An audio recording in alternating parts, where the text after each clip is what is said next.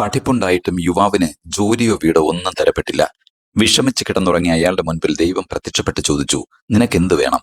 അയാൾ പറഞ്ഞു, എനിക്കൊരു ജോലി കിട്ടിയാൽ മതി. അയാൾക്ക് ജോലി കിട്ടി. കൈ നിറയെ പണം കിട്ടുന്നുണ്ടെങ്കിലും ഒന്നിനും തികയുന്നില്ല. ഈശ്വരനെ ധ്യാനിച്ച യുവാവിനോട് ദൈവം ചോദിച്ചു, ഇനി എന്താണ് നിനക്ക് വേണ്ടത്? വീടായിരുന്നു അയാളുടെ ആവശ്യം. അതും സാധിച്ചു. പിന്നീട് പലതവണയായി വിവാഹം, മക്കൾ, സ്ഥാനക്കയറ്റം തുടങ്ങിയവയെല്ലാം സാധിച്ചെടുത്തു.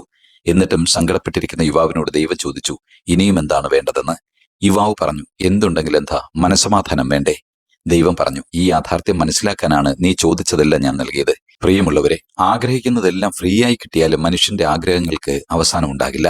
ഏറ്റവും മികച്ചതാണ് കിട്ടുന്നതെങ്കിൽ പോലും അവയുടെ സ്ഥിര സാമീപ്യം അതിനെ അപ്രധാനമാക്കും. വീണ്ടും അതിനേക്കാൾ ശ്രേഷ്ഠമായതിനെ തേടി നടക്കും. ഇല്ലാത്തത് കിട്ടിയാലും കിട്ടുന്ന നിമിഷങ്ങളിലെ ആനന്ദം കുറച്ചു കഴിയുമ്പോൾ അവസാനിക്കും. ആഗ്രഹങ്ങൾ പല രീതിയിലാണ് ഉടലെടുക്കുന്നത്. തനിക്കില്ലാത്തവയുടെയും അപരനുള്ളതിന്റെയും പട്ടിക ആദ്യം തയ്യാറാക്കും. കൂടുതൽ സുഖസൗകര്യങ്ങളും ആഡംബരങ്ങളും കിട്ടാനുള്ള മാർഗത്തെക്കുറിച്ചാകും പിന്നീട് ചിന്ത.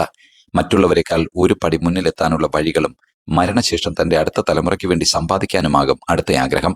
നിനക്ക് എന്ത് വേണം എന്ന ചോദ്യത്തിന് എനിക്ക് ആവശ്യമുള്ളതെല്ലാം ഉണ്ട്, ഇനി ഒന്നും വേണ്ട എന്ന് പറയാൻ കഴിയുന്ന എത്ര പേരുണ്ട് നമുക്കിടയിൽ? പ്രായത്തിനും ജീവിത സാഹചര്യങ്ങൾക്കും അനുസരിച്ചും ആവശ്യങ്ങളിൽ മാറ്റമുണ്ടായിക്കൊണ്ടേയിരിക്കും. കുട്ടിക്കാലത്ത് കളിപ്പാട്ടത്തിന് ആഗ്രഹിക്കും. പഠനകാലയളവിൽ മുന്തിയ മാർക്കിനായി ആഗ്രഹിക്കും. മുതിരുമ്പോൾ തൊഴിലിനായി, പിന്നീട് പങ്കാളിക്കായി, വീടിനായി, വാഹനത്തിനായി, സമ്പാദ്യത്തിനായി, സന്താനങ്ങൾക്കായി. ആഗ്രഹങ്ങൾ അവസാനമില്ലാതെ തുടർന്നുകൊണ്ടേയിരിക്കും. അവസാന ശ്വാസം എടുക്കുന്നയാളും ഒരു നിമിഷം കൂടുതൽ ജീവിക്കാൻ ആഗ്രഹിക്കും. ആഗ്രഹങ്ങൾക്ക് അറുതി ഉണ്ടായിരുന്നെങ്കിൽ എത്രയോ സംതൃപ്തിയോടെ നമുക്ക് മടങ്ങാനായേനെ.